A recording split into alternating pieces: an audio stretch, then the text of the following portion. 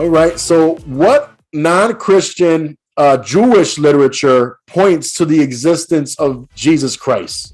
Nothing Christian, no Bible. These are Jews who they say, well, no, yeah, he's not the way. We don't believe his teachings.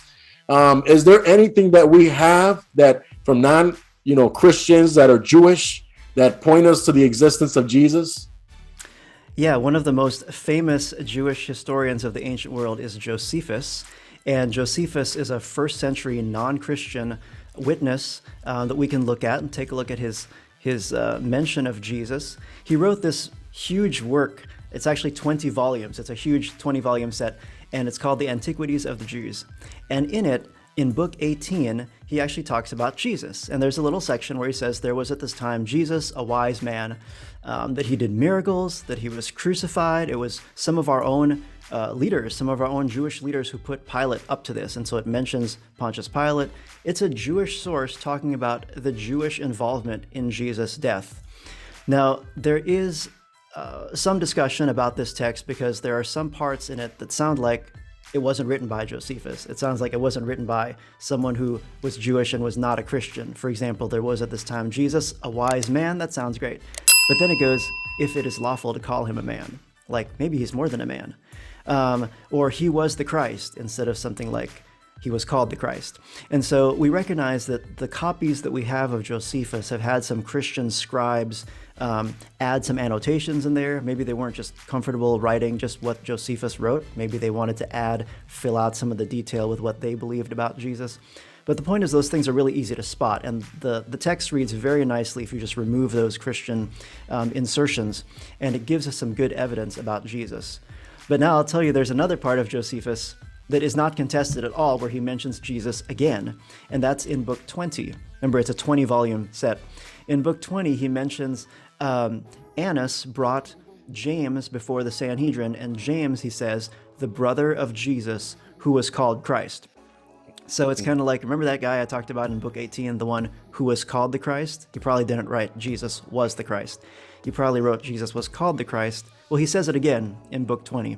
And so here's two texts that we have from Josephus that tell us about the existence of Jesus, but not only that he was known as a miracle worker, that he was crucified under Pontius Pilate, that Jews and Greeks were drawn to him, and he even had a brother, right, James. And so we can find out way more than just he existed, even just from two texts from one author, Josephus. So why do you think the Jewish sources matter as far as Jesus Christ existing and coming from Josephus? Yeah, these Jewish sources, they matter because these are being written by people who aren't trying to make Christianity look good. They're not followers of Jesus. They're not trying to convert more Jews. But they do give us data about Jesus as a historical person who was known to work miracles and who was crucified, and they place Jesus solidly in history.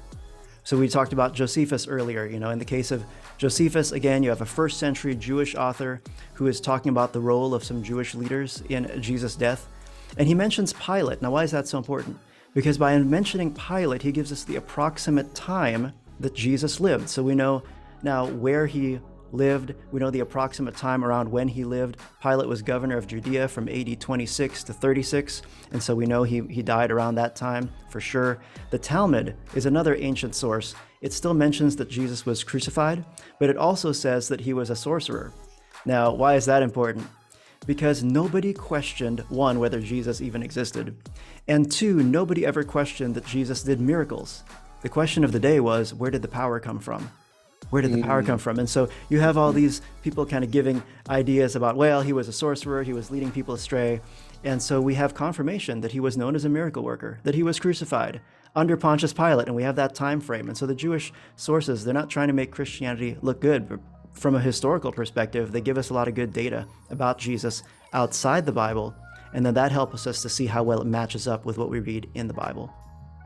Man, yeah, that's a really, really good point. So now, what are some non-Christian Roman sources around the first century that point to the existence of Jesus?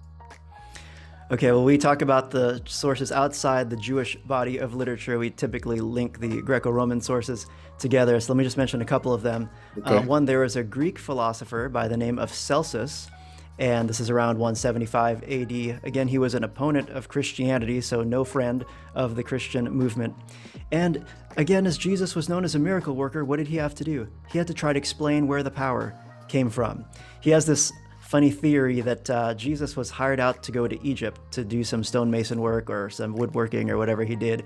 And while he was in Egypt, he wrote, Jesus acquired magical powers. So however that happened, he's just trying to say, okay, so Jesus went to Egypt. He came back and he started to razzle-dazzle his Jewish friends with this Egyptian magic that he learned. Again, that's not a denial that Jesus was a miracle worker. He's just trying to figure out where did the power come from. Tacitus is another one. Tacitus is a Roman senator and historian, probably the best historian that ancient Rome ever had.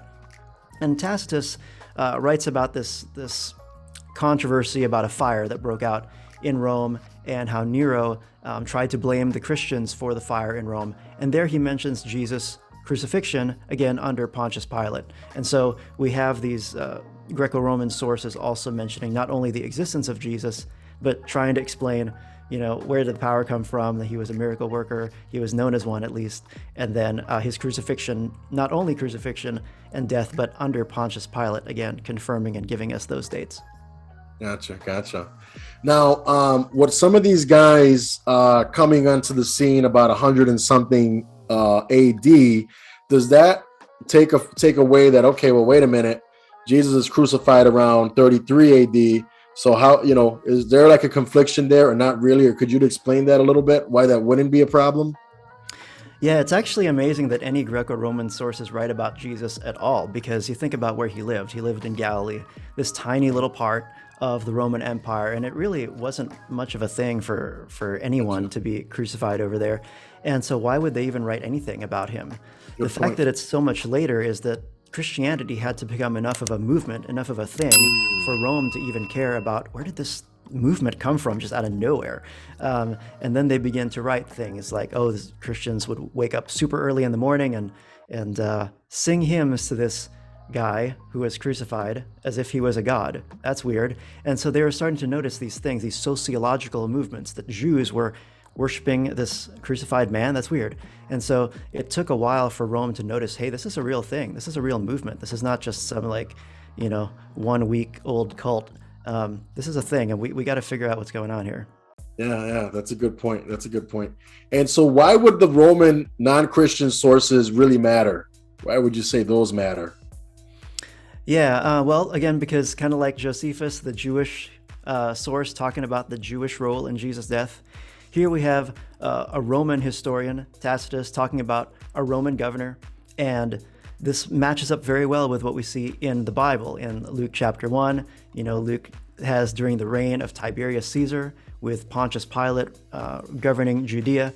And so the sources line up pretty well with what we read about Jesus inside the Bible. And so that's one reason that they're important. They could help someone take the next step in beginning to investigate the Gospels and seeing where the portrait of Jesus comes from, if they aren't so comfortable just starting with the Gospels, seeing some of these outside sources pointing us back to the portrait of Jesus in the Gospels.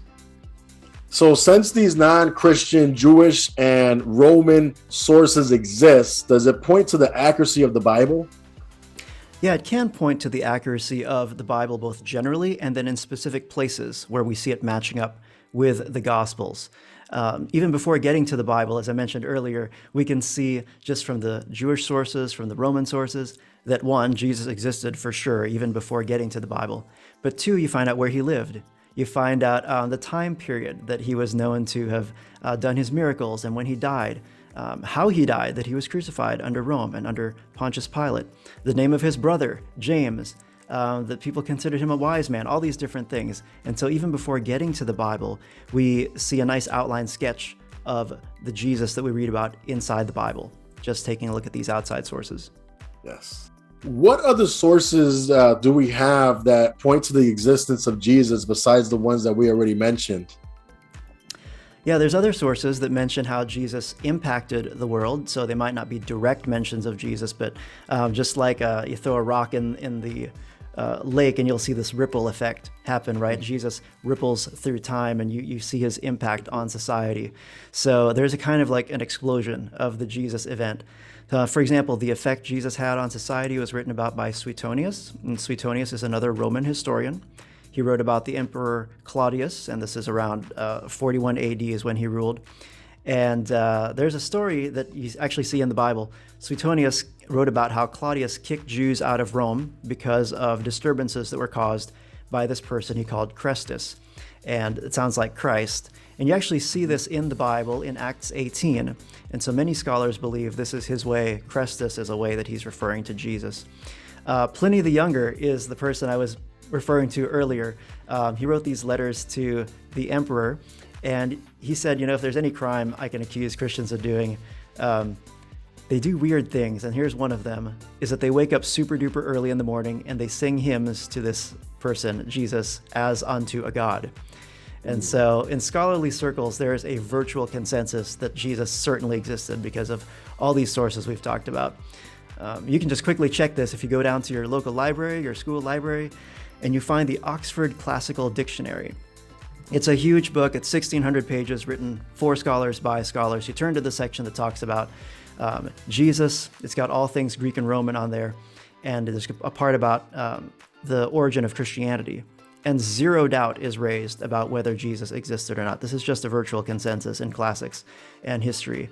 So whether or not Jesus is a figure of ancient history, that's not debated by most scholars. In fact, a few scholars, a minority of them who would contest that, most scholars will not even take the time of day to argue against that. It's like a conspiracy theory, like 9/11 was fake or we never landed on the moon.